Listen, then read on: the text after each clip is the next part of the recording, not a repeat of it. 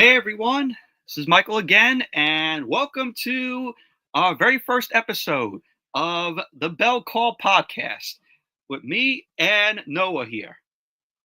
What's up, everybody? And Can you see me? yeah, I think we could see you.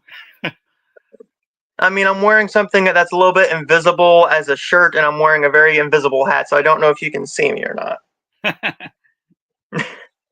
Oh, look at this. We got Luke Ponto in here, the first viewer. What's up, Luke? Awesome to see you. Thank you for, off topic, thank you for the Wild Robot on 4K. Appreciate that.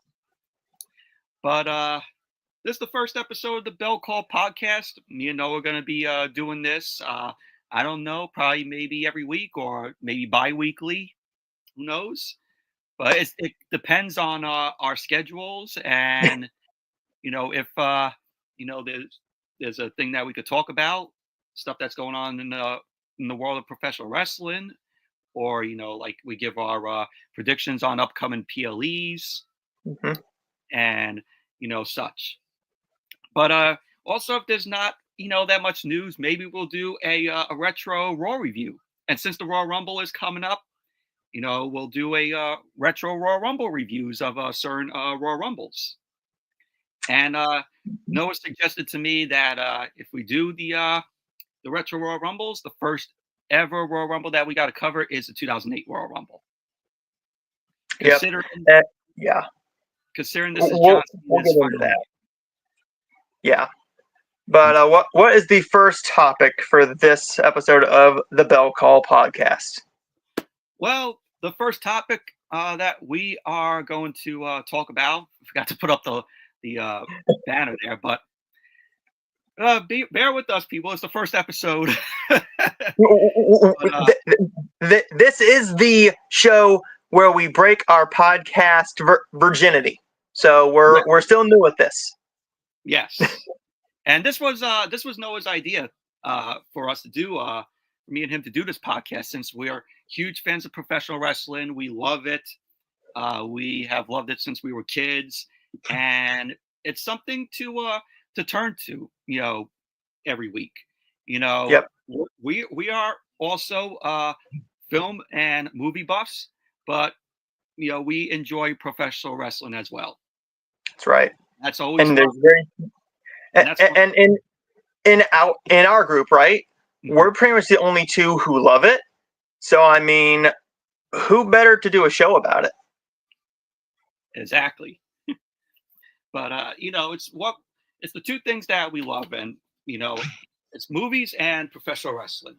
That's right. So we eat, sleep, and breathe movies and pro wrestling. That's right. 100%. 100%. So we have some topics that we are going to talk about here. Hey, Brian. Thank you. What's up? What's up, Big Boy Snacks Giant TV? So the first topic we're going to talk about here is our thoughts on last Friday's Smackdown. And of course, we all know Smackdown, first ever show to go 3 hours. It has never gone 3 hours before. And this all came to be because, of course, Monday Night Raw has gone to Netflix, and USA Network kind of wants to fill the gap of SmackDown and some of the superstars on there that don't get featured and are sitting catering a lot. So they want to showcase their talent for those 3 hours. So no, what are your thoughts on SmackDown going 3 hours? I think it's a good idea to start with. I'm glad it's not long term though, because this show felt very clunky. It felt very messy. It felt like they were trying to shove too much into this 3 hours, but they didn't have enough. They had enough stars, and hearing with the first week that they want to add more stars in there, they really didn't do that. They had the same stars on there. They didn't give us anybody new. With this show, it was a good 3 hours. It's just you felt the 3 hours. Unlike with something like a Raw episode. Every Monday, when it was 3 hours consistently for like 10 years, you either felt it or you didn't. Half and half. This felt like 3 hours. And some of the matches were a little bit clunky. The storytelling is fine, but they're in a halt now because you have 3 weeks until the Royal Rumble. So by that point, you had a full month until the Rumble. So you're moving at a snail's pace to announce anything. What I think about this show is the matches were decent. It's a nice attempt at 3 hours. You need to have more stars and more matches on here because on the USA Network, you don't need to impress anybody. You don't really need to impress anybody with all the massive stars like you do with the episode of Raw. With the SmackDown show, you had your Cody. You had your Usos. You had your Sami Zayn. You had your women's matches. You have your stories over there. The issue is on SmackDown, the only interesting storyline that I'm really invested in is Cody Rhodes and Kevin Owens. And we're slowly getting to that. They're doing a nice job of it. I like what Owens is doing in the role. Rhodes, he's playing this babyface role to a T. He knows how to do it. He signs all the autographs. He stays back after the shows and takes all the pictures and all the autographs and meets all the fans. Owens is doing his best work, I think, ever because he's been underutilized for 6-7 years since he lost the world title. Really. He's been in a decent run, but the closest he's gotten to that height is his small run with Zayn with the tag titles. That story was nice, but after they won the tag titles, they didn't do anything with it.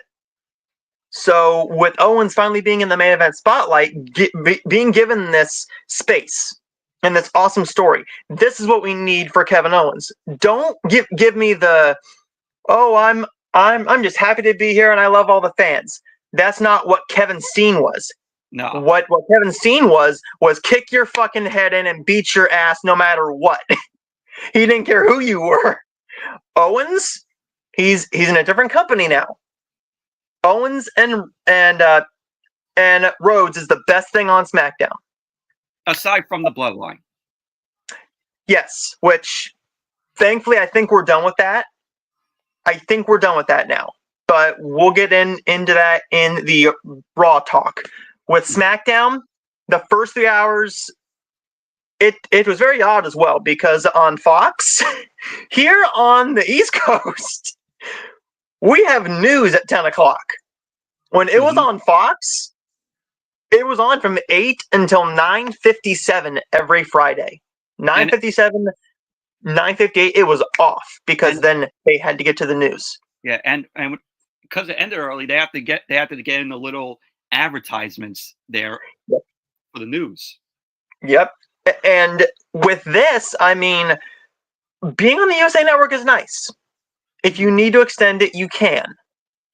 On Fox, you couldn't do it.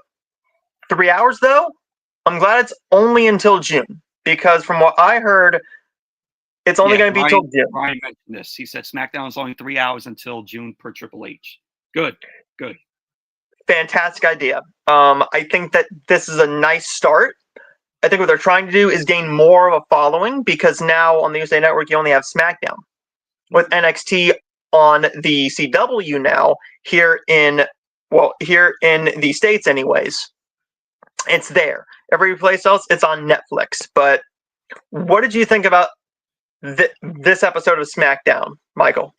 I thought it was a good show, but at points, you kind of felt the 3 hours. You kind of felt it drag a little bit. Yeah. Because I'm like, wow, it's like 9 o'clock already, like 9:20. Man, this show is a little bit dragging, but it didn't feel like you were being tortured like those awful Raws that we got when Vince was booking the show. Oh God. We didn't feel anything like that. with this SmackDown.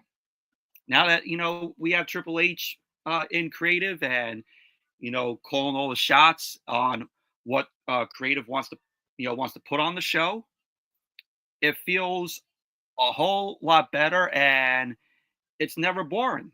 It's like It's like you get your bathroom break matches here and there, but still, you could tell that the creative has changed and is more like relaxed now with Triple H. Yep. And all the commentators having fun. I mean, my God, when we get to Raw, I've never seen anything like our commentators and Pat McAfee and Michael Cole get up on the announcers table and yeet with Jey Uso. I've never seen that. They've never had this much fun before. With Vince out, it's so much better. Yeah, Michael Cole and Pat McAfee, they're the best commentary team nowadays. Oh yeah, hands down. Like hands down. Like even when Pat McAfee is not there, Michael Cole is still having fun on commentary. Oh yeah, 100%. But yeah, it was a good show. Paul Heyman ended up cutting a very good promo, and he was talking about Roman Reigns and if Roman was going to beat Sol Sikoa in the Tribal Combat match. Sol Sikoa coming out there asking Paul Heyman for him to hold the Ulafala. If he defeats Roman, he had to put the Ulafala around Sol Sikoa and acknowledge Sikoa as his tribal chief. And I really liked when he was like, "Oh, I'm this close to almost pissing my pants." Paul Heyman is a guy who can cut any promo. He can do any. All he has to do is be told, "Hey, you have a promo on this watch. Do 10 minutes on this watch." It's the most interesting 10 minutes you'll ever see on a wrestling show because he knows the business. He knows how to talk. He knows how to engage that audience. With him, he knows the bits of comedy. I'm this close to peeing my pants. Everybody in that audience and at my house was busting their guts out. It was great. I love Paul Heyman to death. Mm-hmm. And yeah, he's one of the best bookers in the business. Yep. And I'm really glad that he's still with the company, even though he's now in the WWE Hall of Fame, and he still continues to work and be a part of the Bloodline storyline is just absolutely great. When Paul Heyman announces his retirement, it's going to be a very sad day in the world of professional wrestling. Yeah. No other booker is going to top Paul Heyman. No, none. Yeah, not Vince Russo, not any other that has done booking and creative. Yeah. And Paul Heyman has been in a lot of stuff with creative as well. And he's pushing all the young talent too. Yeah, like when you watch Paul Heyman's creative, you could tell, when you watch the old school Brock Lesnar matches that Paul Heyman had control of that. When he was managing CM Punk, you could tell that his creative fingerprints were on that as well. Mm-hmm. I heard he had a thing with I forgot her name. Dawn Marie. Oh yeah. Back in the day, the whole storyline between Dawn Marie and Tori Wilson. Yep. She stated in an interview that that was Paul Heyman. Paul Heyman ended up giving her another chance because she was about to be let go. And oh yeah. Paul Heyman saw something in Dawn Marie, and so they did that whole Tori Wilson's dad, Dawn Marie loving Tori Wilson's dad, marrying him, and then like a couple of weeks later he ends up dying in storyline. So when you could do that then. Yeah, that was all thanks to Paul Heyman.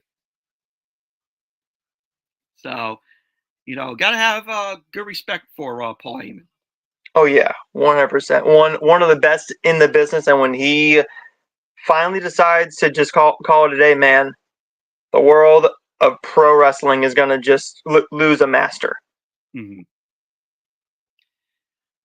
And then for the matches, we had Shinsuke Nakamura versus Andrade. Of course, Nakamura retained the U.S. Championship. I love the presentation of Nakamura since he has returned. This is way better than what he was given when Vince was in charge, because he went from being a heel at WrestleMania 34 when he low blowed AJ Styles for multiple weeks in a row. And we got a whole slew of matches, which at that point, where it was like maybe they had like 6, 7 matches, maybe more. I'm like, I am so over this. It's got to end. But they just kept on doing it and doing it and doing it to the point where you're like, fuck this, move on. Exactly. But really, but Nakamura's presentation now is just absolutely awesome. Love how the way he comes out, and I love the remix of his theme. So it's way better now. I mean, no disrespect to his old intro that we all know and love, where everybody was singing along to it. That will never get old. The Rising Sun. I mean, my God, that is iconic, and it always will be. With this new one, though, he actually feels like a heel. He has a heel. Just feel to him. He's changed. When he was a heel in, say, 2019, that just felt like very Vince heel, where nothing was being given, with no real story. It's just, I like to hit you in the balls. That's all he did for about a good 2-3 months, and it got just nauseating. Yeah, low blowing everybody, and ruins all the good matches with a low blow. The theme, when I look back on it, is awful, because it's just his old theme, and then you just throw in some guy that's talking Japanese, like like that. Yep. But yeah, I thought it was a good match between Nakamura and Andrade. Of course, I knew that Nakamura was going to retain, because no way that they're taking the title off of Nakamura just yet. Andrade feels like how the way he was in AEW, where he was just constantly losing, and they did nothing with Andrade in his later AEW run. This is how I feel that they're doing with Andrade again here. What I would like them to do is give him this title. Oh, give me a second, dude. Okay. There we go. Okay, so give him this title, because this title means a lot, and Andrade is one of the best in the entire world. If you saw him in NXT and all the bangers that he gave, he had moments in AEW. He did. There he wasn't given any story. His main story up in the WWE was when he was in NXT. But now, he's not necessarily a young guy anymore. I mean, I don't think he has a chance to win a title on the main roster. He's not a main event star. He doesn't have that feel. And Shinsuke isn't really a spring chicken either. But with this, I thought you could have done a lot more. And maybe at the Rumble, what I would do is set up a massive a night Shinsuke and Andrade match. A triple threat, anything goes, and just let them go at it for like a good 45 minutes. Because those guys can book a match and book Andrade in a way where it's believable that he has a chance to be a main event star. Don't give him these promos. Let him go off. He knows how to cut a good promo. But with the script department now, in creative, if you're not a main event star, you don't get that special freedom in your promos. I mean, I wish they did. I really wish they did. But it's just not what happens now. With Andrade, he's not going to win the championship. I think he should, though. I mean, I can't think of a person more deserving of it It's been long on since he held the title. SmackDown. But yeah, it's been long Andrade since he held the title. I mean, what I would see them do with Andrade is you break Zelina Vega away from the LWO and you have her go back to managing Andrade because they fit, both of them fit like a glove when they were paired together. I think that's what WWE needs to do. Have Zelina Vega split from the LWO and have her go back to managing Andrade. Because when Zelina Vega was with Andrade, Andrade was on the roll at winning matches. So he needs a Zelina Vega to manage him. That's right. So I want that to happen. But overall, good match between Nakamura and Andrade it was. And then we had Michin versus Piper Niven, which this was meh. With these two stars, it's a throwaway match. This is your, if you have to pee, go pee. That's the match. If you need a beer, go to the concession stands and get your beer or your popcorn, your hot dog or something.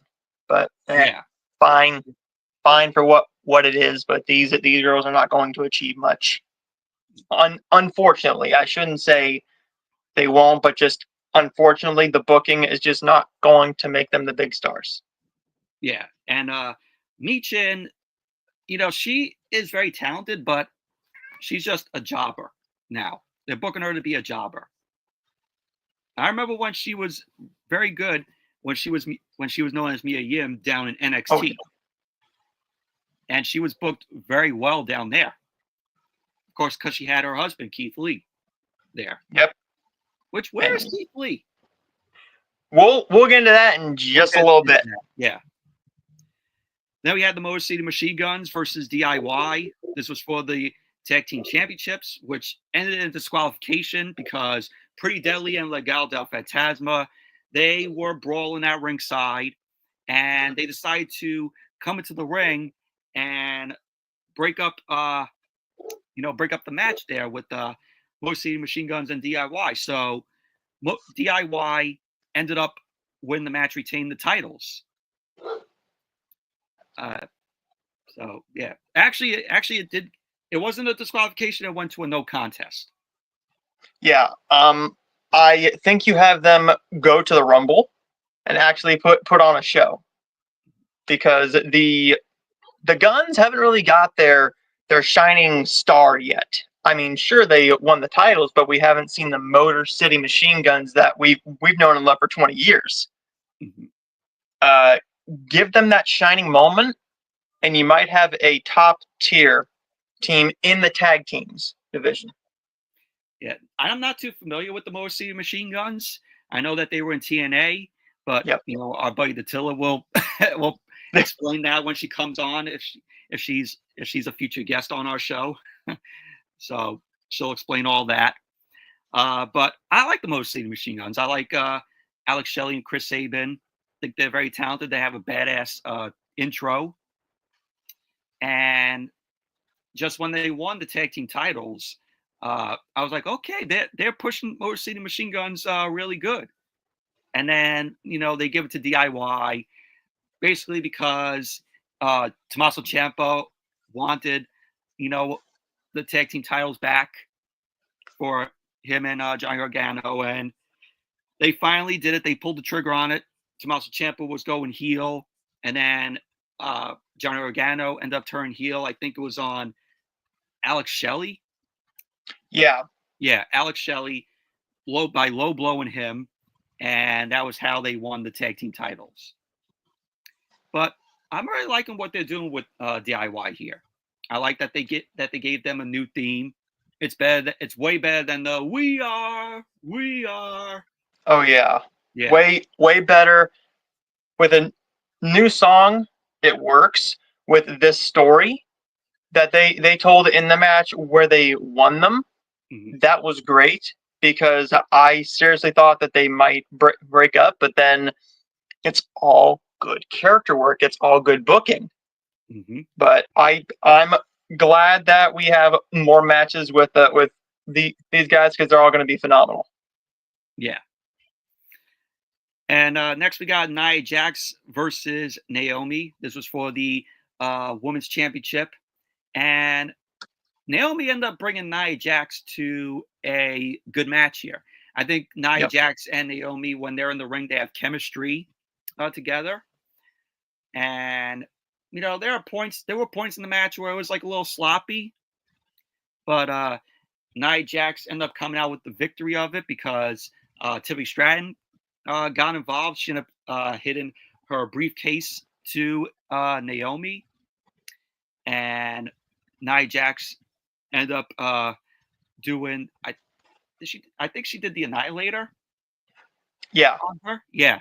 And Nia Jax ended up winning and retain the title, only for Tiffany Stratton to cash in her briefcase.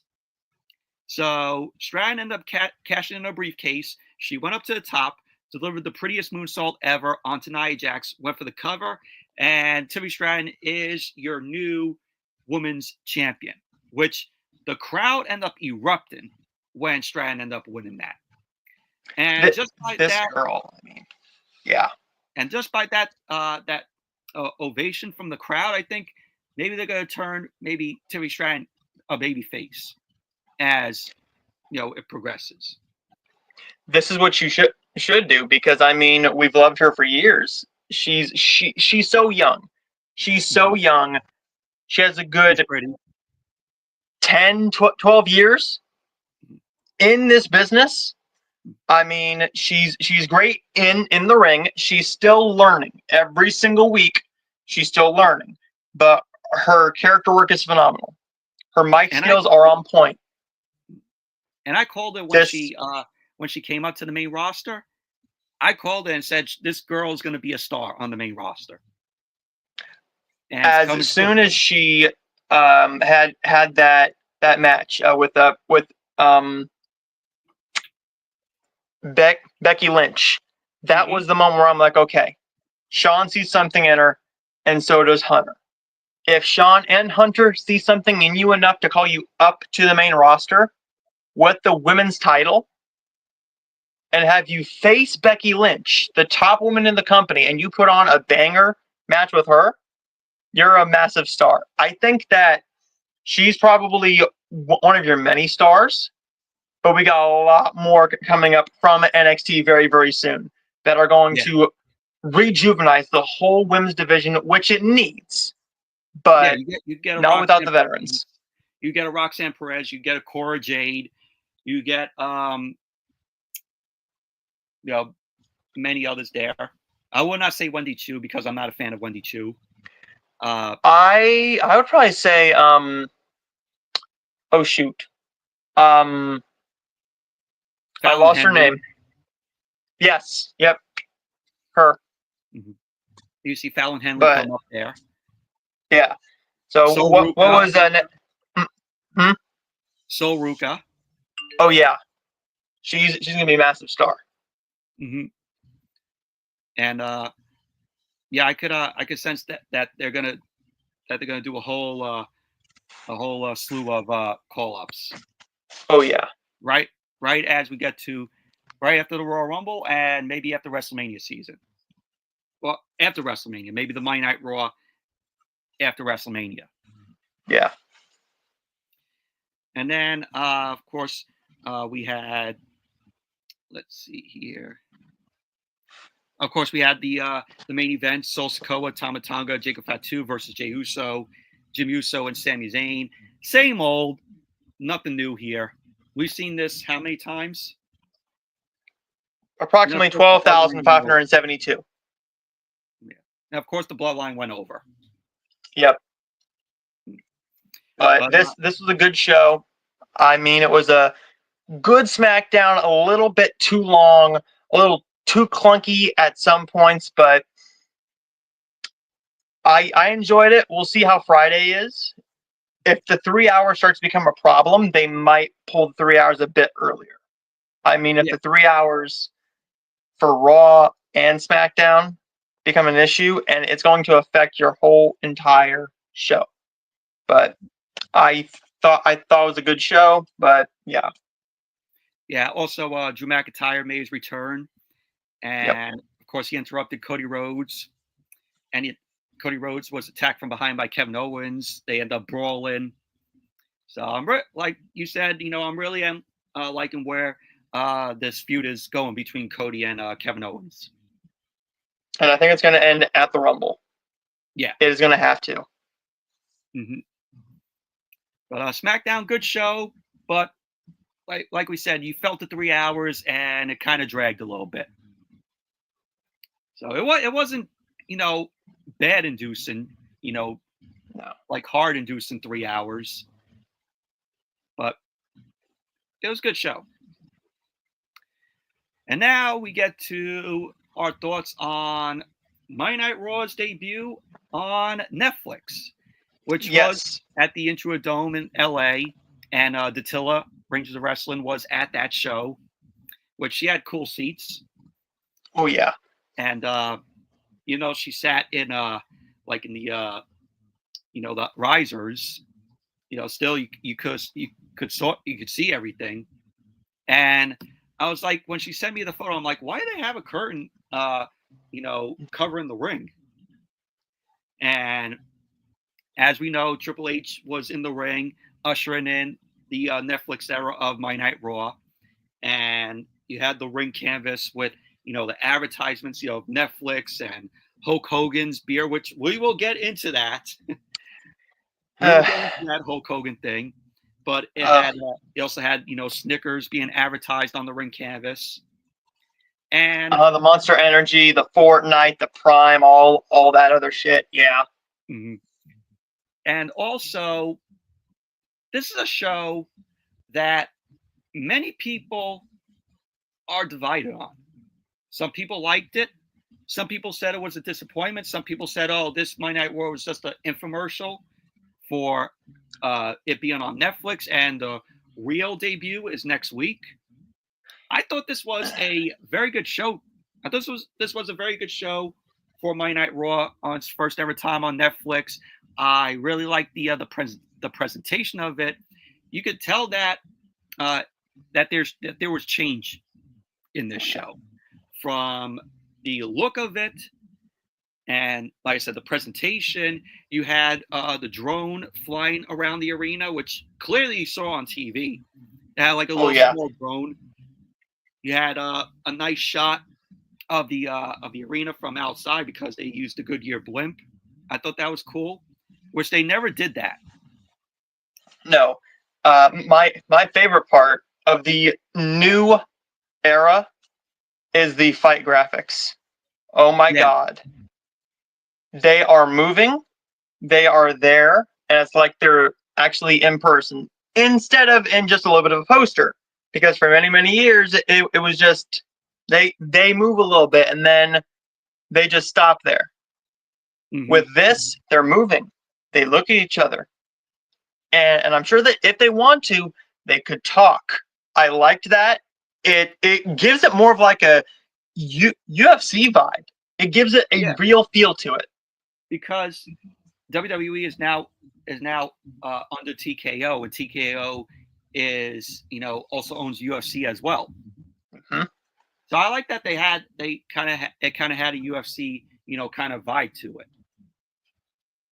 And the crowd there in LA was hot for the night. That made the show really worth watching and not boring. This show was more of, hey, we need our biggest stars to get the most eyes on it, to see who we have. And sure, it was a 3-hour show with 4 matches. That's not my issue. Yeah, it was my issue. It was rumored to go 3.5 hours, but thank God that wasn't the case. Yeah.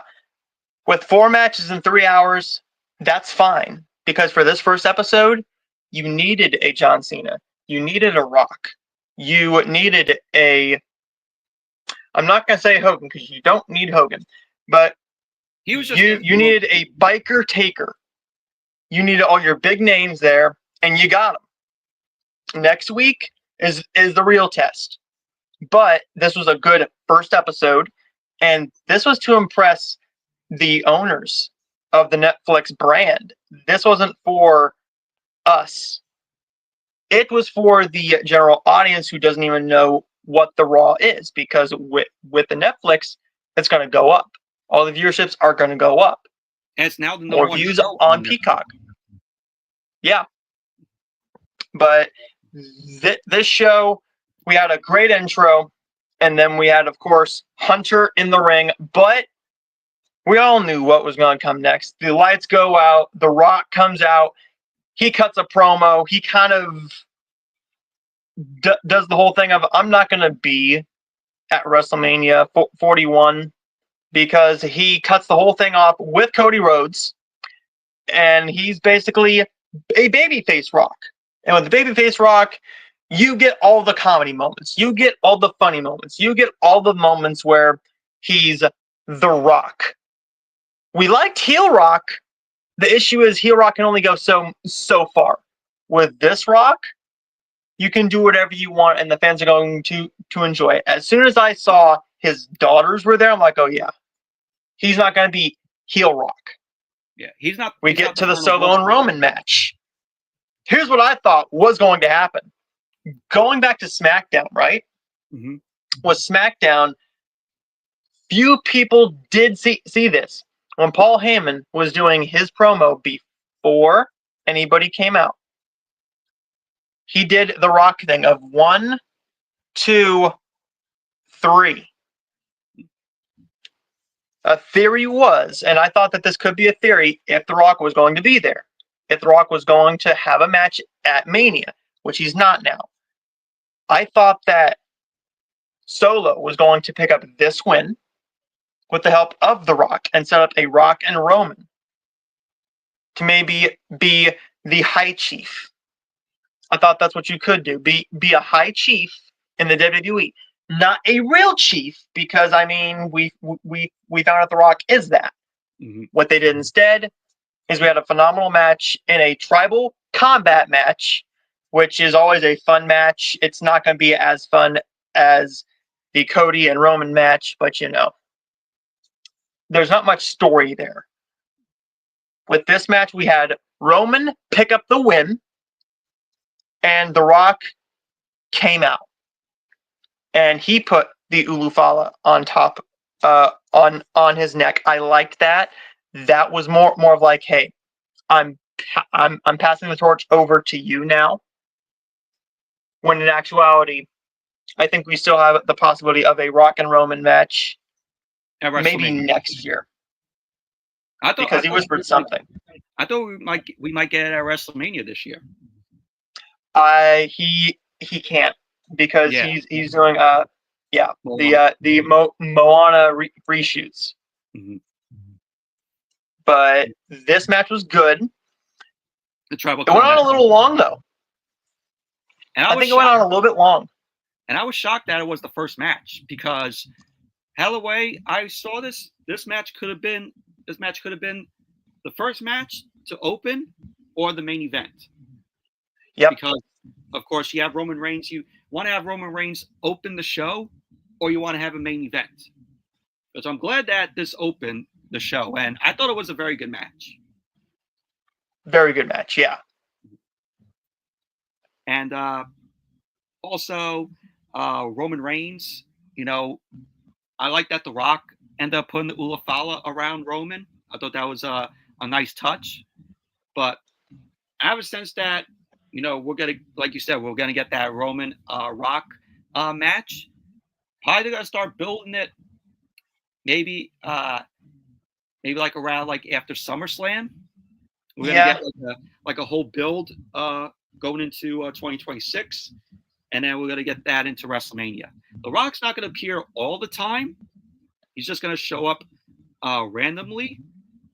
But whenever he shows up, you know, it's going to be on with him and Roman. And it's always entertaining, though. Yeah, and you notice that, you know, like you mentioned, that his daughters were there. They did not announce him as the final boss. What we what we saw last night on NXT, he ended up saying that Ava is now the final boss because she's the general manager of NXT. So this is his start of his retirement, I think. Mm-hmm. And I think, Ava's going to be the one to, be more like, not like a general manager. Probably they're going to move her away from being a general manager and just probably end up managing, some other. I could see her managing. I don't want to go too far on this, but Nia Jax maybe. I would move her more towards maybe a Jacob. Jacob Fatu. Because Jacob, my God, that dude is a monster. And I think if you want a monster, you want a great person as your mouth. Because Jacob, all we've really seen him do is walk to the fucking ring like this, and one's to the air, and that's basically it. But I like that. Very good segment, good match. What was the next match? The next was a John Cena retirement tour segment where John Cena came out there and pretty much he ended up saying that he's entering himself into the Royal Rumble and that he wants to go for that 17th championship win. Do you see that happening? No. Do you see him? Well, I think they should. I think they should. And what I think they should do is he wins the Royal Rumble, or he loses it to Punk. Punk goes on to face Gunther, and Cena wins the Chamber match to go on and face Cody. You have that feud. What you do then is this: Drew McIntyre wins the Money in the Bank. At SummerSlam, Drew cashes in on Cena. He got his run. Drew gets to have his monster run with the championship in front of a crowd where he's actually hot now. He's one of the most devilish heels in the business now. Give him that. If not, I think you still give him the championship at some point, or you give him the Intercontinental title, because that's the only title he's never won. But this segment was really interesting for me because clearly I'm a Cena guy. I mean, I have been since I've been 7. This guy was basically my everything. He was the reason I watched every single show. He's the reason I went to every single show live. Now I'm going to make you feel This old. is a really hard time to be a Cena fan. Because with Cena, I mean, my God. For your favorite guy to retire after 25 years in the business, it's really hard, but it's not going to hit me until the last match. The last match, if you want to see a grown man cry, that's what's going to happen. Last time you hear his music, I'm balling. Last time he gets pinned, I'm done. And I will forever love the sport of pro wrestling. Here's the thing. I've said this since I've been 10. When Cena leaves, the sport loses it drops in quality for me immediately. It loses half meaning. Not saying I don't have other favorites, but when your favorite guy is gone, and the reason you got into the sport is because of this one dude. For John Cena, he's the reason I got into the sport of wrestling. With this being his last year, it's going to be a hard time to be a wrestling fan. And if you're brand new to it, I can only imagine if you're like an 8-year-old kid and you've only seen him for about 4 years. Us, we've seen him basically his whole entire career. all the way back in OVW as the prototype. But I think he has a chance to win. See, I remember when he debuted, when he faced Kurt Angle on SmackDown. And Kurt Angle was like, "Oh, what do you bring to this?" And then John Cena goes, "Ruthless aggression." And he punches Kurt Angle. That was the first time that I saw John Cena. And I knew that right then from there, as I think that was, I'd say 2002, around there. Yep. So I was like a 10 and a half, 11-year-old. I saw this guy being a standout for the company, the star of the company, because you had your Rock, you had your Stone Cold, and they were still around at the time, even though the Rock was going off to shoot some movies. He was still there. He was still technically contracted to WWE, but since Austin retired in 2003 and Rock started doing movies, you needed another guy to be the top guy of the company, and John Cena was that guy.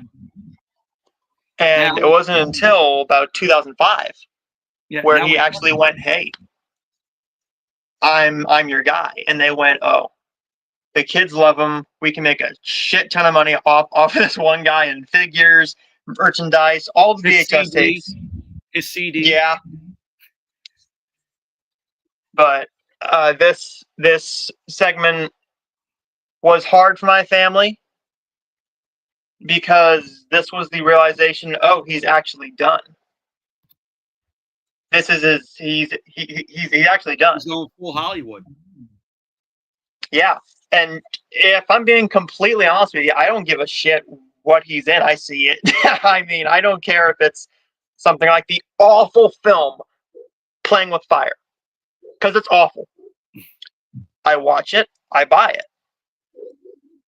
Full support. Peacemaker.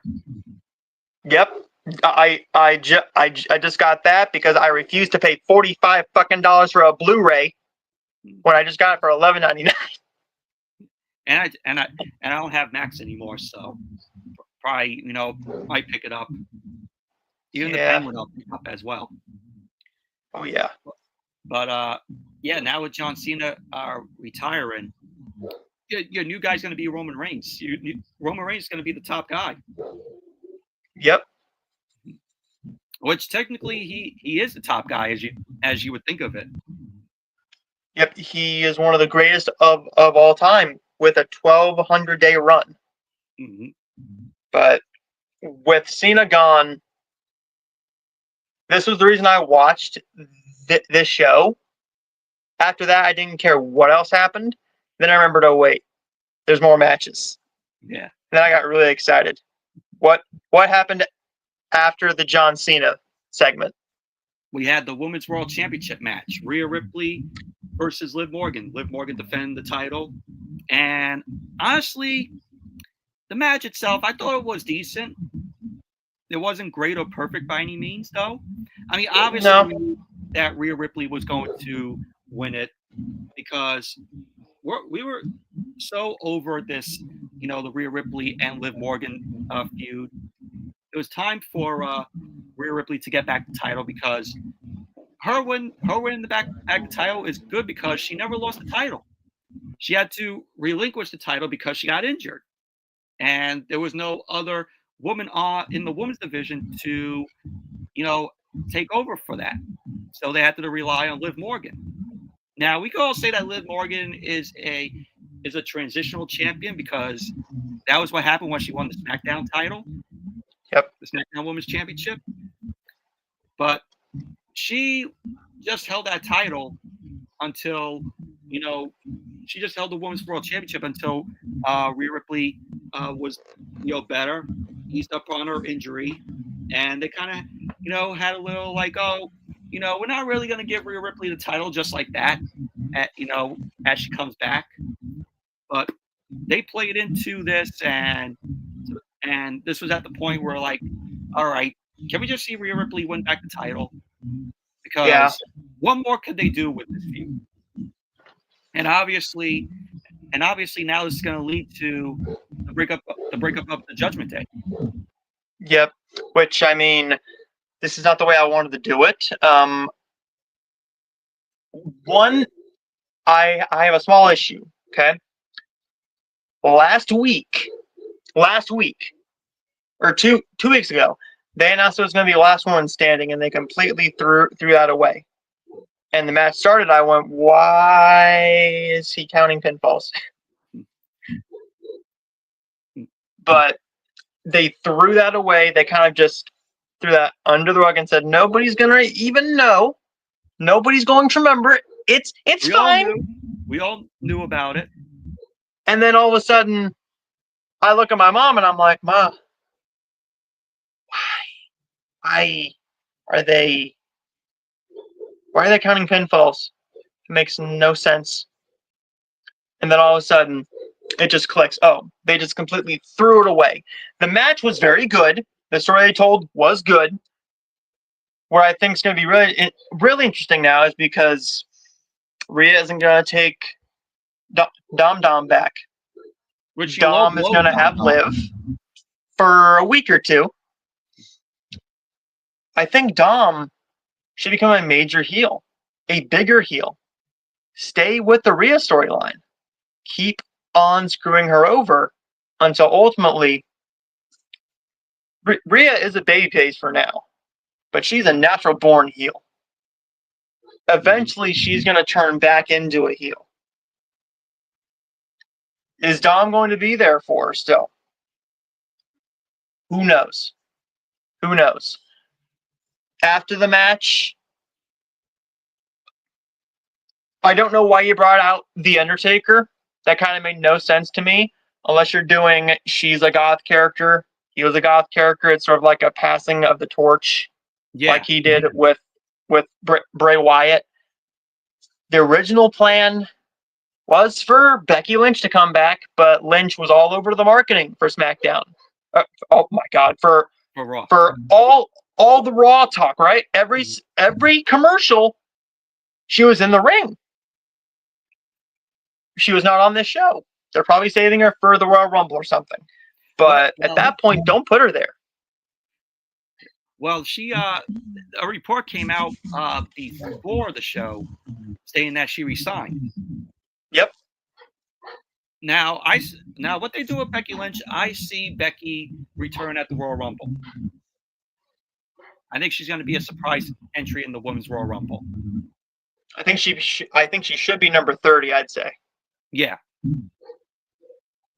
Give me just a second, man. I need to go and get a drink or something. Okay. And just keep on going. And I'll be right back. Yeah. So Becky, I think that she should return at the Rumble, and like Noah said, I hope she comes in at number 30 because it will be a surprise to the people, and it'll be good to see Becky come back. I know she's doing Happy Gilmore 2 because that was officially announced that she's going to be in Happy Gilmore 2 along with MJF. So that's cool for Becky to be in a Adam Sandler film in Happy Gilmore 2. It's like Adam Sandler, he is, a fan of pro wrestling. He was in attendance at WrestleMania 21. He was with Rob Schneider there, which clearly, he was featured there. So you can tell there he's a big wrestling fan.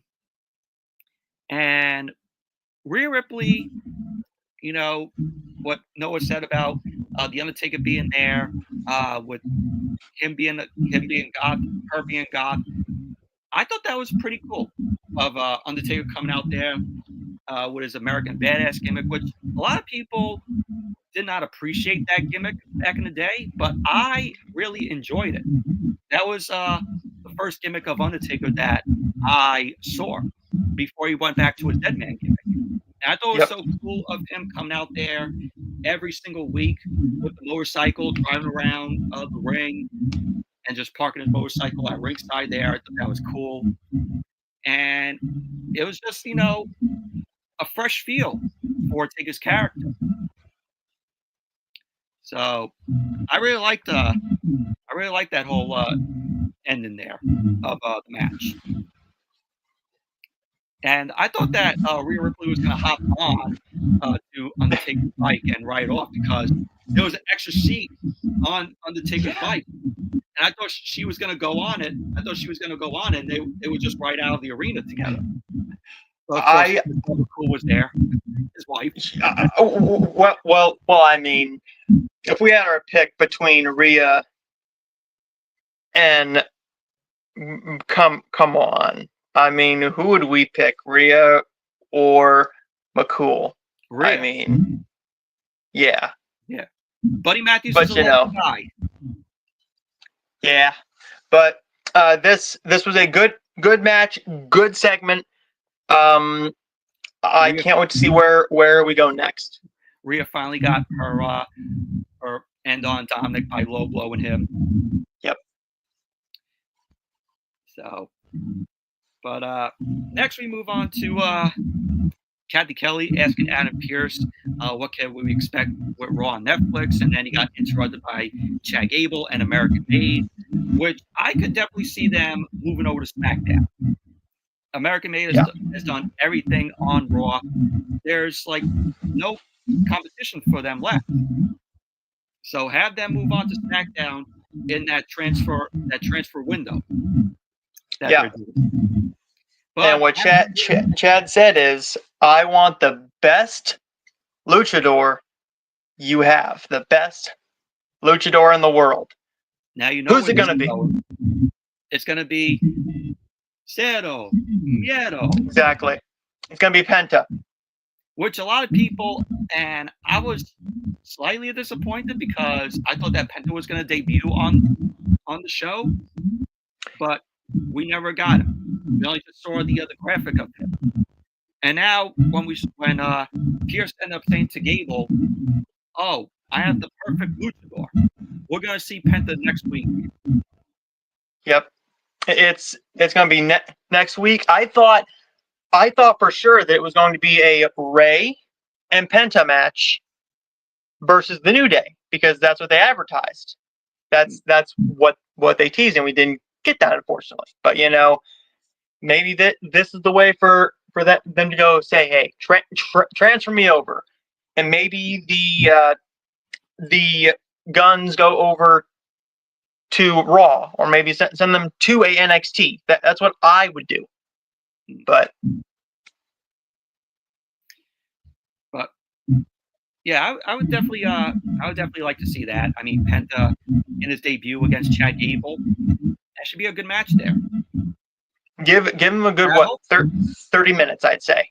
Yeah, and I hope the crowd pops for Penta. I don't want to hear crickets from the crowd.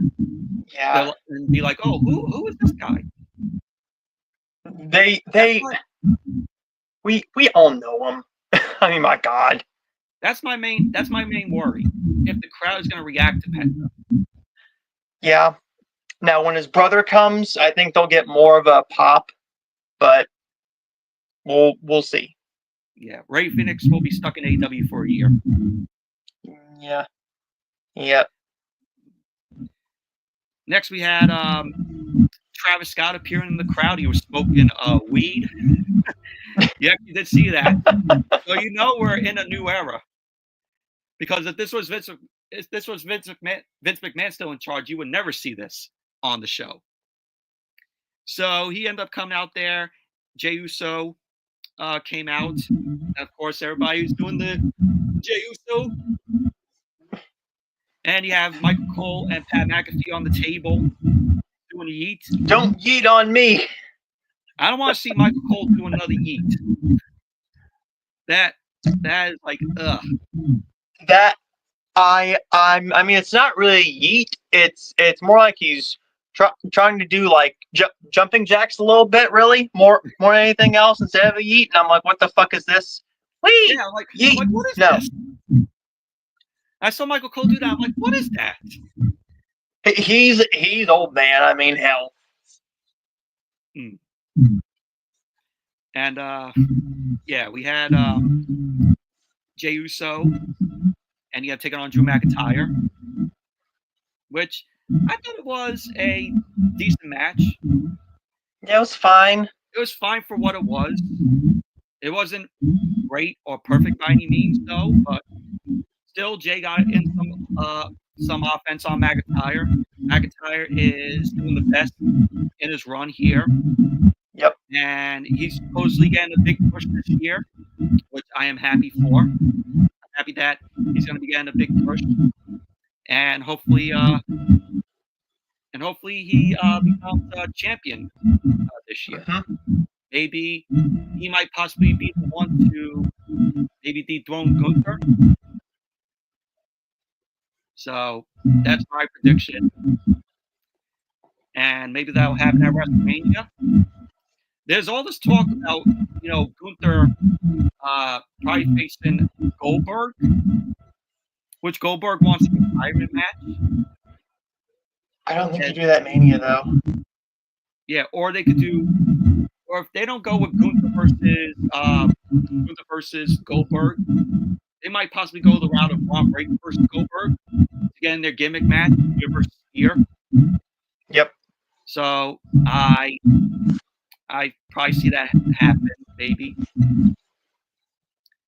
So, but we had Jey Uso pick up the surprised win, which is good for Jay.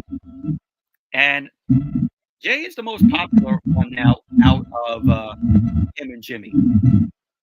Yeah. When Jimmy turned on him, they had to do something, and what they did was very, very smart. And I think you keep this for a very long time. I don't think you turn him heel. I mean, he earns you too much money, and he's a crowd favorite. And the Yeet shirts are selling. Yeah, I'm gonna buy one soon because I need one. I need Yeet shirt too as well. Next, I wasn't too into this match, if I'm being completely honest with you, just because this was the point of the show where I'm like, okay, they're moving a little bit slow, and that's the one I'm like, I know what you're saving for last. This is what everybody wants to see. Just get to the main event. But we can't get there before we get to before we get to the main event. Yeah. We had a nice promo from Gunther saying that he's heard people say that this is a new era. And this is a new era for everyone else, but not for him. He kept saying all the personal problems and emotional outbursts, nothing. He kept saying that he is the heavyweight champion, he is the ring general, and he is still the place where dreams, hopes, and ambitions go to die. And I thought this was a very good promo. Gunther knows how to deliver a good promo. That's why he's the longest reigning Continental Champion. Yep. And possibly going to be the longest reigning Raw Heavyweight Champion. Probably, yeah. Then after that, we had Captain Kelly backstage with Fluffy, Gabriel Iglesias, New Day was there. I'm like, this was just to promote, Gabriel Iglesias' comedy show on Netflix. I think his stand-up show. So that's all this was. I really am liking this heel New Day. I did not like that they had to involve Kofi Kings's mom in it on that Christmas edition of Monday Night Raw, Christmas edition. That built to nothing. No, not Christmas Eve. The Christmas show. Yeah. The day before Christmas Eve. So I did not like that. Basically, everybody that was cool with the New Day, they're turning on them. What they did to Big E. So now, what I see them doing with Big E, I think Big E might be clear for repeat, and we're going to see him in the Rumble, and then we're going to see him eliminate Kofi and Xavier Woods. Now, what they do with Big E, if that happens, I say at WrestleMania we get a 2-on-1 handicap match where it'll be Big E versus Xavier Woods and Kofi. Have Big E go over and he realigns with the New Day. And you keep them going until their contracts expire. Yeah. Yeah, that's how the way I see it going. I know a lot of people won't agree with me on that, but that's the only way that you have it go. Then what's next for the New Day after that? Yep. What would you do with them? After you would think. When you think of the New Day, you think of Kofi Kingston, Xavier Woods. That's all you would think about. Mm-hmm. And they stuck like glue. And I enjoyed their run. Their run was great. And next, as we'll go into the Hulk Hogan stuff. Yeah, this we have. I have very little to say about this. The crowd was excited when he came out. Then he started talking. I heard, and this was pretty much just him going, "Hey, I'm a partner with the WWE now. My beer is going to be at all the Raw shows, and Netflix is the best partner. I've got a lot of tag team partners, but my favorite and the best partner of all is Netflix." I'm like, okay, this was just a cheap pop and a cheap game of like a kiss ass. There's a promotion for Hogan's beer and for Raw on Netflix. That's all it was. And pretty much he had Jimmy Hart out there. And I'm like, Jimmy Hart is in his 80s, and he still looks good for his age. Yeah. And unfortunately, he doesn't say much anymore, but... Yeah. And then we get into the main event, Seth Rollins versus CM Punk, which was a good main event here. Really good. I'm glad that the story's done. Actually, I see this story progressing for more matches. This is not going to be the first and only last match that we'll have. No, I think you do maybe another one at Saturday night's main event on the 25th. Yeah, I think you do one there. Yep, which is coming up in 2 weeks from Saturday. Mm-hmm. Which is gonna be a good show. We don't have anything set up yet, but I think you maybe do like a steel cage match there. Go back then. I think that they should extend this out a little bit more throughout the year, but put a title in it. Mm. I think you revisit this. So maybe do a match on the 25th, and then you just kind of tuck that away for just a little bit, and then add a championship in to make it mean a little bit more instead of, hey, I hate you, I respect you, but I still hate you, but now I want your championship. Mm.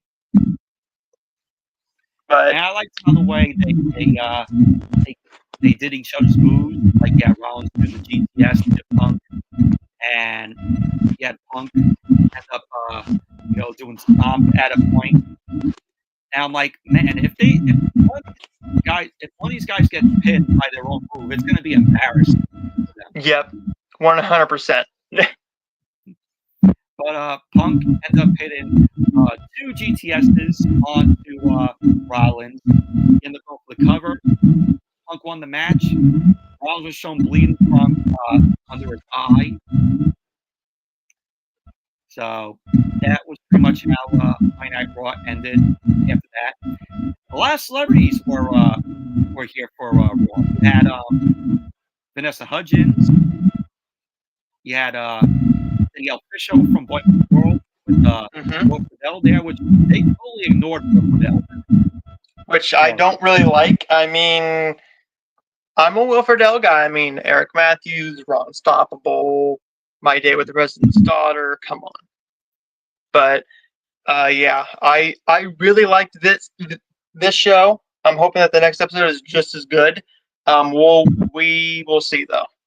The one thing that I liked was all the drones outside, doing the like the Stars logos. Yeah. That was pretty cool. Hopefully they still use that. Hopefully they still have like the flying drones in the arena. They got some good crowd reaction. They got some good crowd, looks from the arena, how it went around. Mm-hmm. So that I thought that was cool. Hopefully keep that. And I mean, hopefully they have like at points, the Goodyear flying around at different arenas. But we'll see. Yeah. Because Goodyear has many other sports things that they do that they capture from up in the air. Yeah. But that's it for Raw. Now we go into the segment that Michael's been waiting for weeks. Yes. Let's get into that. Yes. And I know, and it's 8 o'clock now. Dynamite's on, but the card doesn't look great. So we're just gonna continue with our first episode. I won't be covering Dynamite because it's a much better show that we're doing for our very first show. And speaking of Dynamite in AEW, we're going to get to Noah's rant on AEW. And I have some stuff to say about AEW as well with their creative. Okay. Go ahead, Noah. So, in 2019, they started the whole company, right? Yes. We had the big launch. Great first show. Massive stars. You had Kenny Omega, Jon Moxley, Hangman Adam Page, Orange Cassidy, Sting. Everybody was there, right? Cody Rhodes was your main star. Here's the issue, though. As soon as Cody left, Punk was still there. MJF was still there. You had moments of greatness between them when Cody was still there. You had multiple moments of great moments. Tense moments, great promos, fantastic storytelling, great matches, and good booking. As soon as Punk and Cody Rhodes left AEW, what happened? I'll tell you what happened, okay? You had Mercedes Moné come in, have no match prior. She talks for maybe about 30 minutes within a month span. And then what happens? She wins the fucking title. She wins two titles within the span of, just a couple of months. She's not all that great in the ring. She doesn't wrestle on Dynamite all that much. When you have a Britt Baker, a Toni Storm, Chris Statlander, Ty Conti can wrestle now. Ty Conti can wrestle. Ty Mello. Why don't you have Ty Conti on the fucking show? Because she's a mom? Okay. Moving from Monet, you have the stupid idea. You have Brawl Out.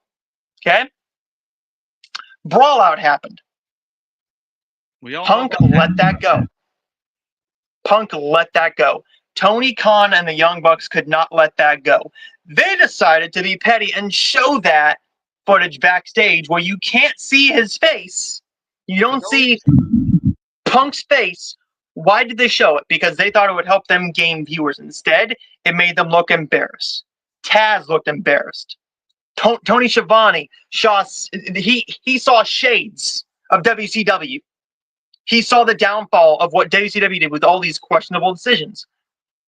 Here's the awful thing, though. It just gets worse from there, okay?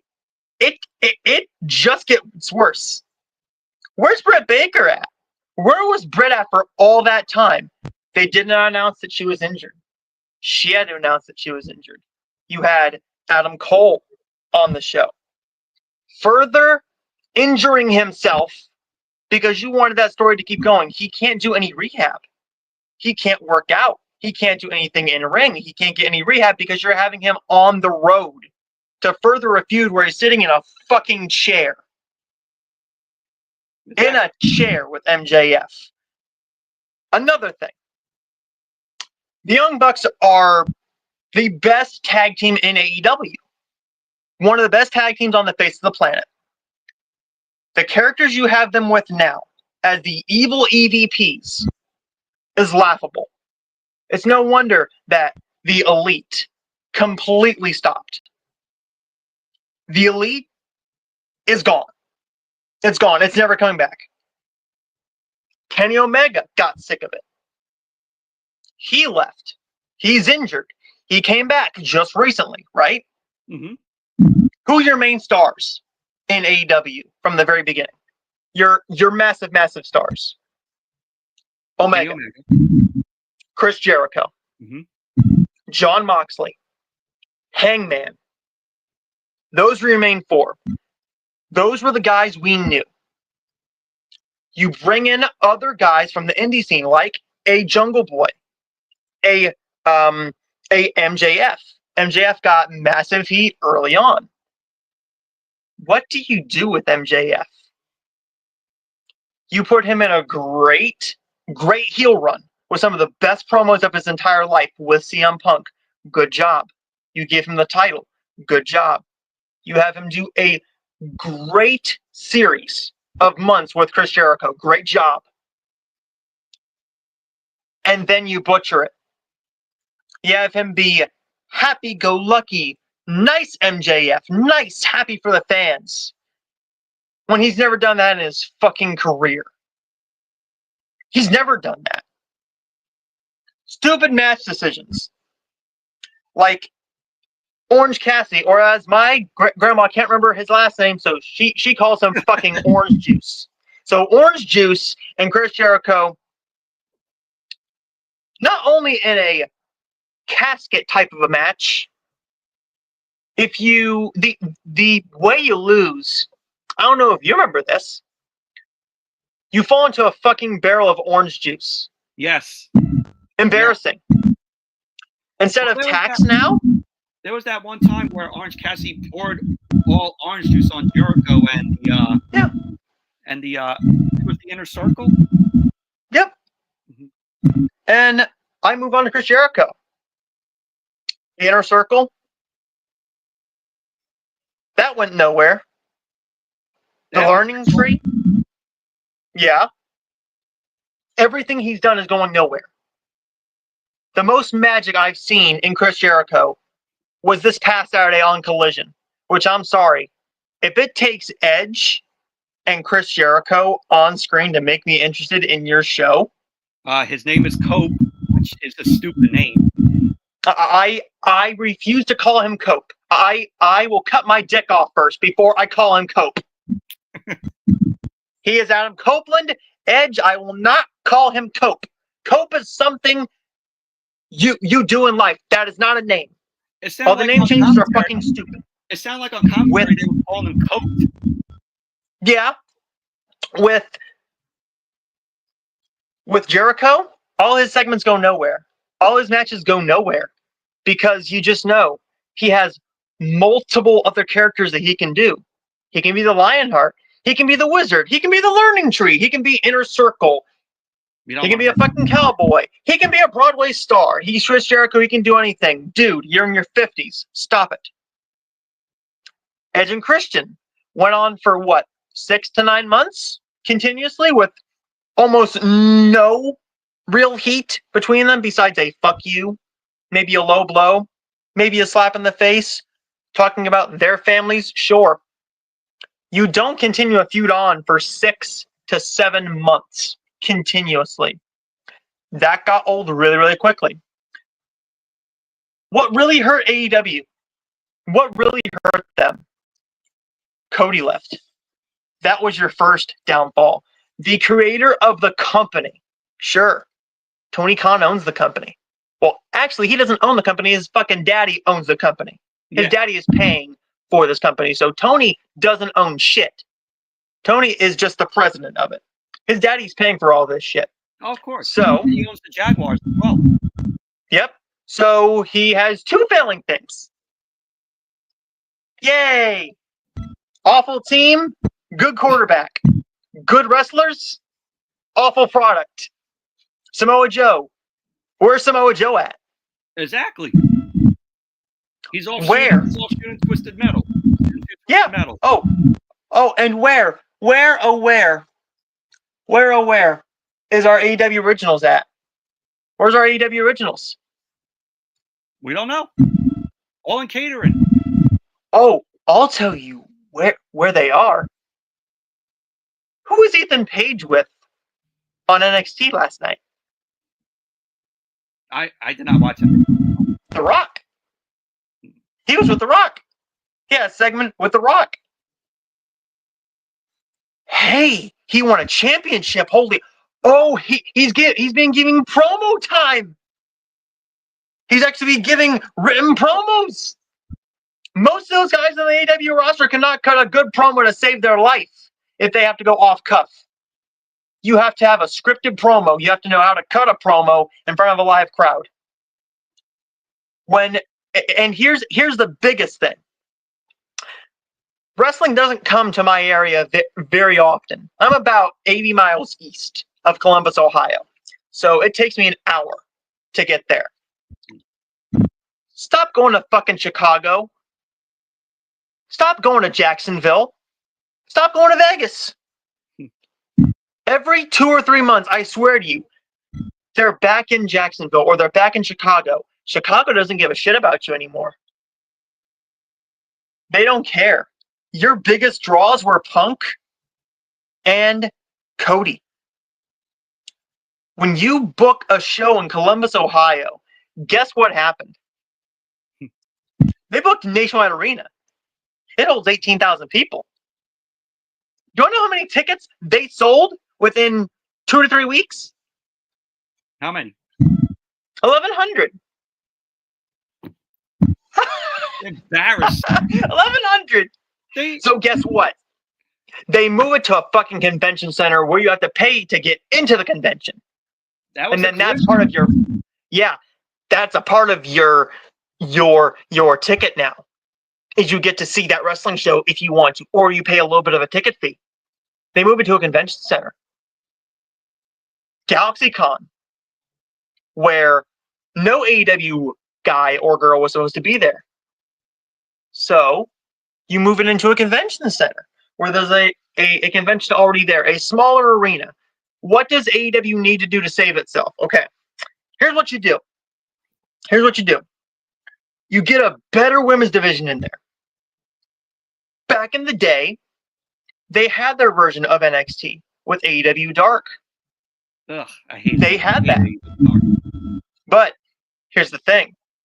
If it weren't for AEW Dark, we wouldn't have a Roxanne Perez on NXT. We wouldn't have a Cora Jade.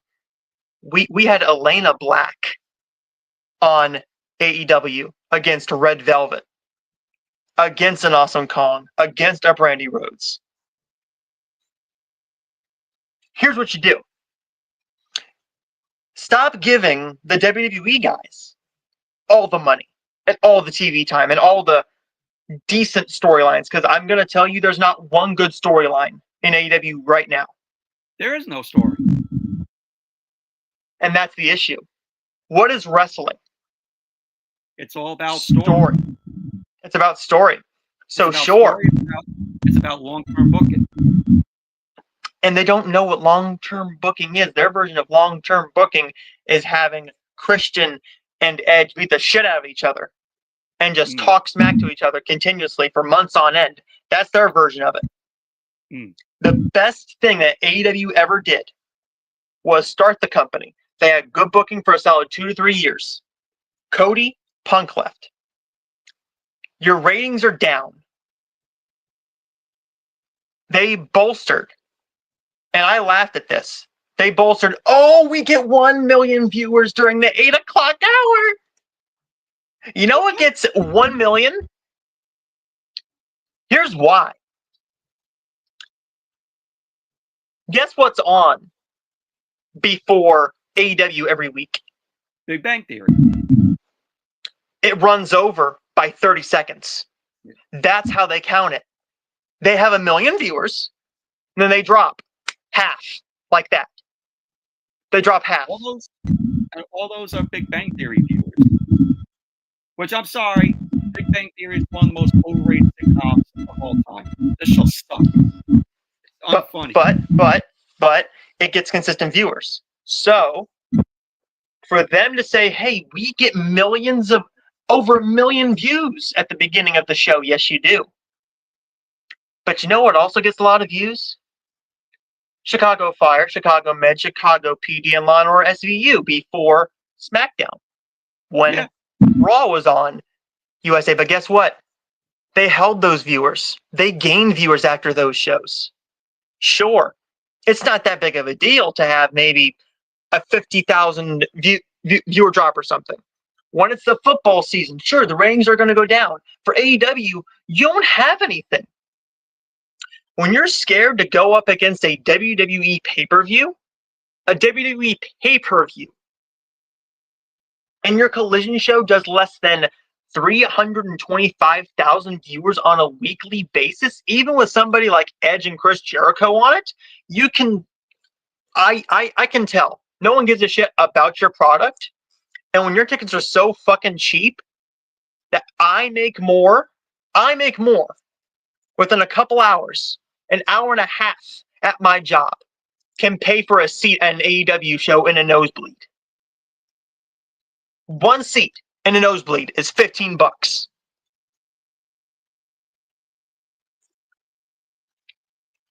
Hey, dude, you're yep. I was saying, there you go. They didn't even sell out for Grand Slam last year at Arth Ashe. But guess who was in the same area? WWE. Yep. AEW had a pay-per-view just a couple weeks ago in Orlando, Florida. WWE had a house show. Non-televised house show.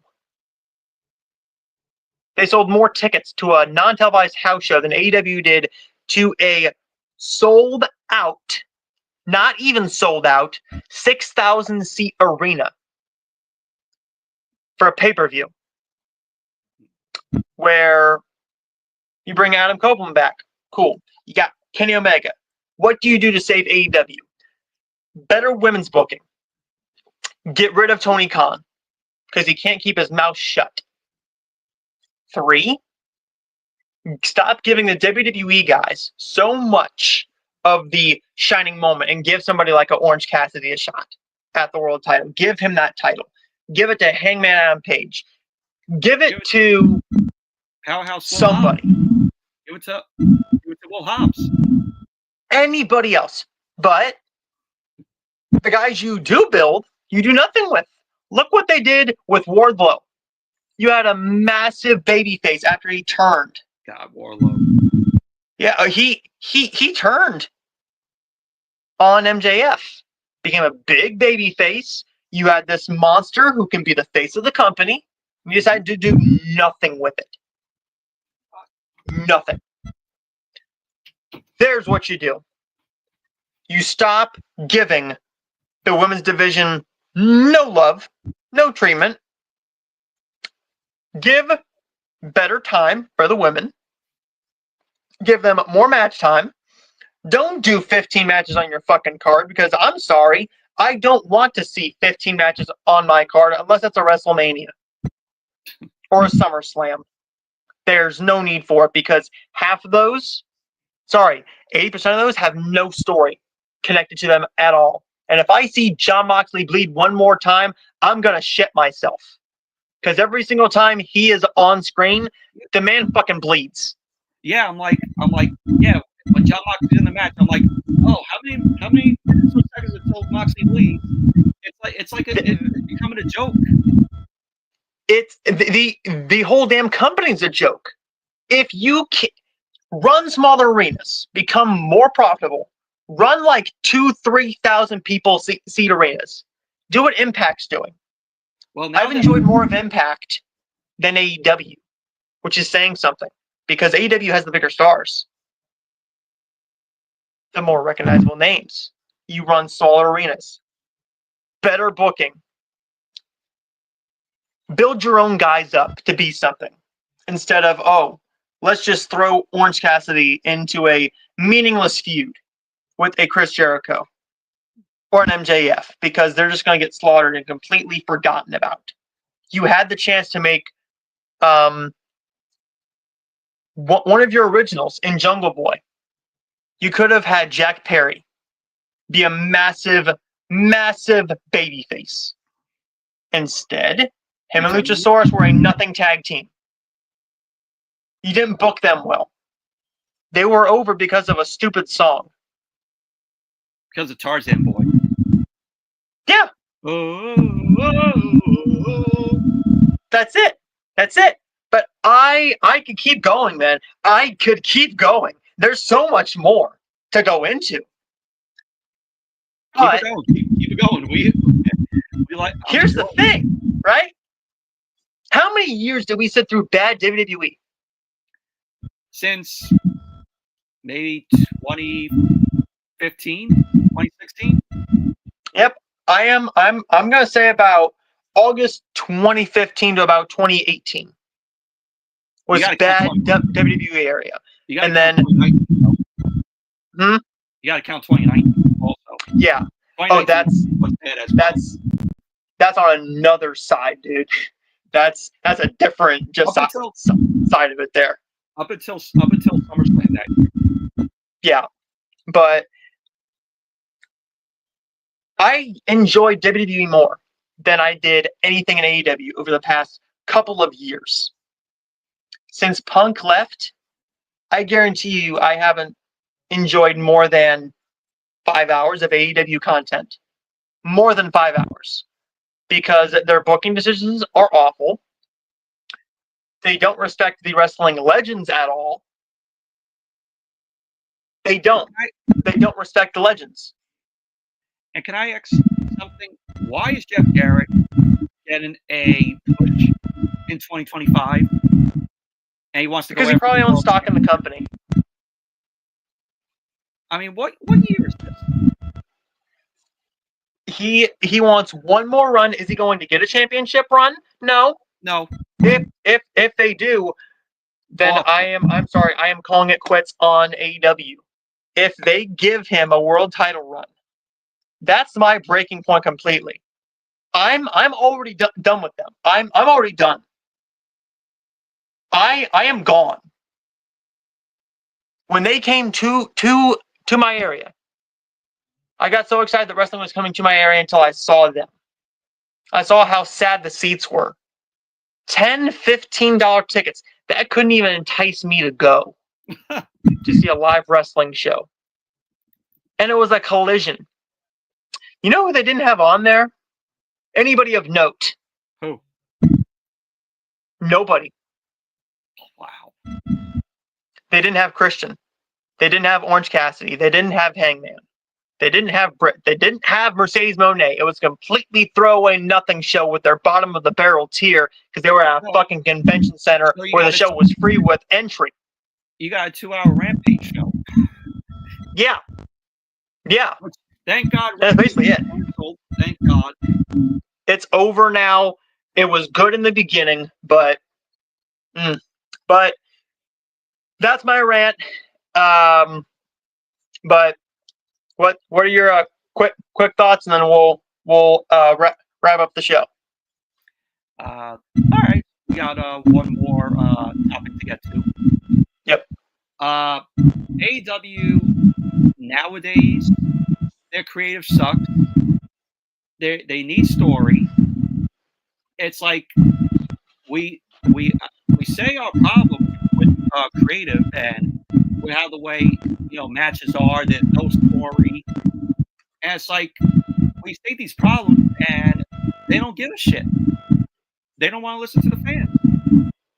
It's Tony Khan. You can say that Tony Khan is basically AEW's Vince McMahon. You can say that, and just the way how just things are going with the company ever since Punk left, and then they played that footage, which that was an embarrassment. They should have never played that footage. The only reason why they played that footage is rubbing Punk's face. Just when he's making more money there. Yeah. Yeah, they wanted more money. Just the way things are going now with AEW, their creative needs to get better. There needs to be story. There needs to be a story that there needs to be stories that you would get fans invested in. I'm like, what story do you think wrestler you can think of now in AEW that's, even worse than anything? Nothing. See? Draw a blank. But just AEW needs to get better. I mean, I watch the show every week. I review it every week. Not tonight though, because nothing on the show is important. We got 2 gauntlet matches for the men and the women to get a shot at the champions. The men's match, whoever wins that gauntlet match will get face John Moxley for the world championship, which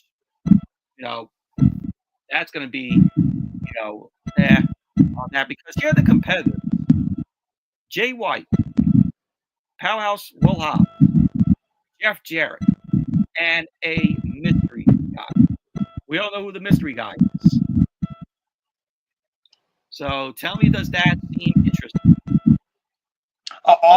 I'll tell you what's even sadder, okay? Was it this last pay-per-view or the pay-per-view before? Who got the biggest pop of the whole show? What's the only thing that you heard? The only thing I heard about the whole show was the Costco boys. Oh, God. The Rizzler. Oh, God. They got the biggest pop. I can't stand them. I really can't. The whole crowd was silent for the rest of the show. What is the appeal of the Costco guys? Oh, because they got popular on TikTok.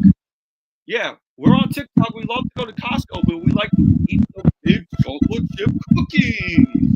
We're gonna bring them. Boom! Really? It is awful. It's offensive. I mean, I've seen some awful shit in WWE, but no celebrity has gotten a bigger pop than an actual wrestler. Like a top-tier wrestler on any show. And these 2 are more over than anybody else on the roster. How? When John Moxley can't even get a louder boo than the Costco boys coming out on a free segment. It was on their pre-show that they did that match. It wasn't even on the actual pay-per-view. I watched it and I'm like, when the fuck are these guys? Why in the hell should I care? But I'm done with AEW. I watch a little bit of it to give them a chance. I want them to get better. I want wrestling to live on forever. I want AEW to be a good company. I don't want to hate them. I don't. Sometimes I wish I could go back to the first year of AEW and a little bit of the second year before COVID hit. That was just absolutely great that time. There was story. There was, the crowds were more entertained. They were making a whole lot of noise. They were loving what they were seeing. It felt like the Attitude Era was back in AEW a little bit. So, but that's the end of that. Because we could go on forever, man. But this is a long first episode. But we got one more segment. And Bobby Lashley just pinned Mark Briscoe. Of course. Yeah. But what is the last segment, dude? Last segment here is we're going to talk about our thoughts on the Royal Rumble next year in Saudi Arabia. And I do not like this decision. I really don't. Because you're bringing the Royal Rumble over to Saudi Arabia, where the Saudi Arabia shows, they're just house shows. It's like there's no build to these shows. Everything feels completely irrelevant going into these shows, and you have stuff that doesn't make any sense. Mm-hmm. They're just going over there, putting on a show to impress the Saudi people and the Saudi prince. That's it. And they create a title for Saudi, which is already forgotten about. Nobody's even talking about the title. So you're gonna bring that out when you go to Saudi again. With the Saudi shows, most of them are bad. The issue is why I don't like them is because, one, I have to request time off of work. To me, I want to come home from work and watch a Royal Rumble. I don't want to ask off for a 1 o'clock p.m. in the afternoon show. I don't want to request time off of work to come home and watch a wrestling show that I know is not going to be all that great. Am I going to anyways? Yeah. But with this, I think it's just because, money. But I'm fine with a Royal Rumble going over there as long as we don't get a WrestleMania over there. Don't give us a Mania over there. There's going to be a WrestleMania there in the next 2 or 3 years. At some point, I think maybe by 2030. 2031, we'll probably have a Mania over there. But this news is we knew it was coming. I just didn't expect it to be 2026. I thought you'd maybe want to do something in the States. But I guess if the Saudi prince wants it, the Saudi prince gets it. But I'm not all that enthused about it.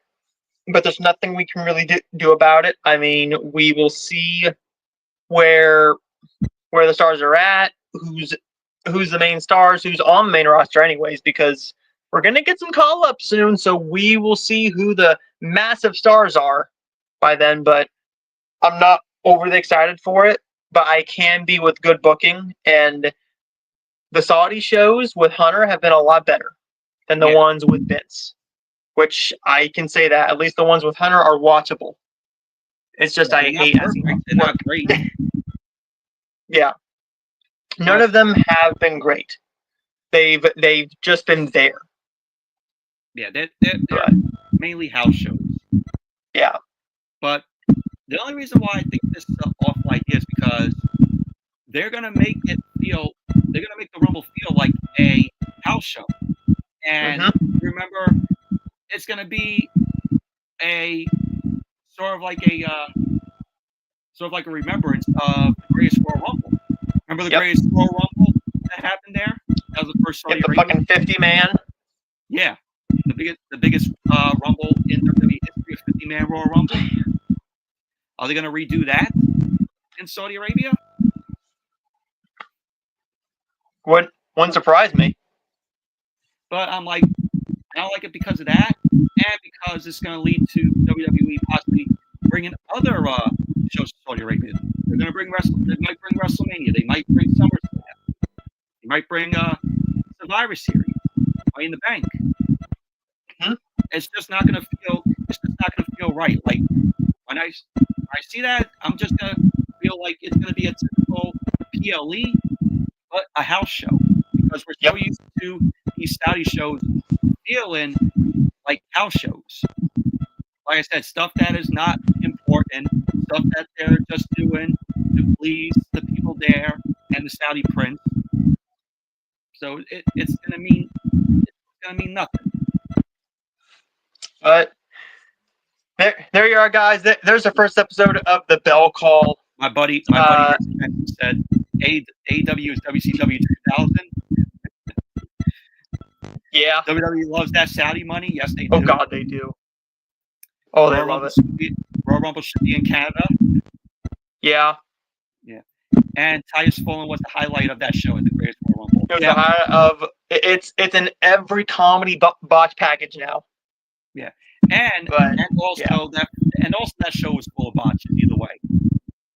Yeah, I mean that any Saudi show pre-2022 was. Yeah. But there we are, everybody. There's the first episode of the Bell Call. I am Noah Kaser. You can find me on my channel, and we will be here every week, every other week. We will see what news drops. We'll see if anything noteworthy happens on Raw or SmackDown. AEW will do some talks on AEW. If the shows are worth it. You can always find me reviewing it. which I got to go back to AEW. Sometimes watching these shows are a chore, and it's a chore for me to review them every single week. Yep. Like the past, maybe 3 weeks, I did not review AEW. I did review AEW last week. That was the first time in how many weeks, because these shows have been so uninteresting to me. It's a chore to sit through, and plus you got that overrun, which they need to stop doing that overrun. Oh God! The Stop the overrun. Yeah. Awful. But there we go, everybody. There's the first episode of the Bell Call, and we will see all of you guys next time. Thank you, guys. Thank you for tuning in.